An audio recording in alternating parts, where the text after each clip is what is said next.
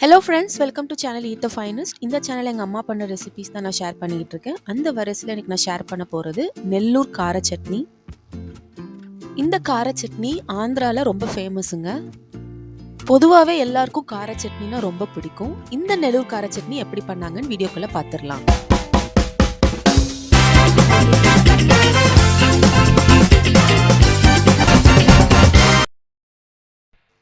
ஒரு சர்விங் பவுலில் மிளகா வத்தல் 6 எடுத்துக்கோங்க.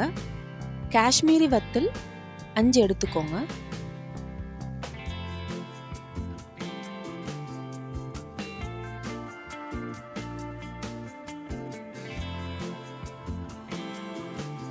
தண்ணியை ஊற்றி நல்லா சுத்தம் பண்ணிட்டு சூடான தண்ணீர் 1 கப்பு ஊற்றி ஊற வச்சிருங்க. சூடாக தண்ணி ஆட் பண்ணுறதுனால சீக்கிரமாக ஊறிடும். 10 நிமிஷம் ஊறினா போதும். வத்தலை ஊற வைக்கிறதுக்கு காரணம் மிக்சியில் நல்லா ஈஸியாக அரைச்சிடலாம். வத்தல் நல்லா ஊறினதுக்கு அப்புறமா மிக்சி ஜாரில் எடுத்துக்கோங்க. கூடவே ஒரு சிறிய பல்லாரி நறுக்கி சேர்த்துக்கோங்க. பூண்டு 5 பல், சீரகம் 1/4 டீஸ்பூன், ஒரு மீடியம் சைஸ் தக்காளி, கல்லுப்பு 1 டீஸ்பூன். வத்தல் ஊற வச்சிருந்த தண்ணியை கொஞ்சம் சேர்த்துட்டு நல்லா நைஸாக அரைச்சிக்கோங்க. இட்லி, தோசை, பணியாரம் எல்லாத்துக்குமே நல்லா இருக்கும். நீங்கள் ஃப்ரிட்ஜில் 2-3 நாள் வச்சு ஸ்டோரேஜ் பண்ணிக்கலாம்.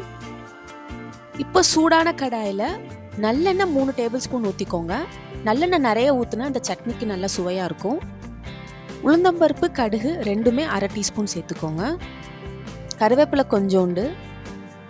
கடுகு நல்லா வெடித்ததும் நம்ம அரைச்சி வச்சிருந்த விழுதை சேர்த்துக்கோங்க.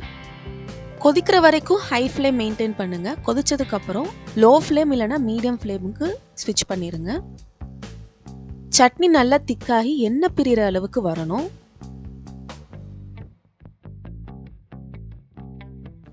ஓரத்தில் நல்லா எண்ணெய் பிரிஞ்சு தலை நெல்லூர் சட்னி ரெடி ஆயிடுச்சு.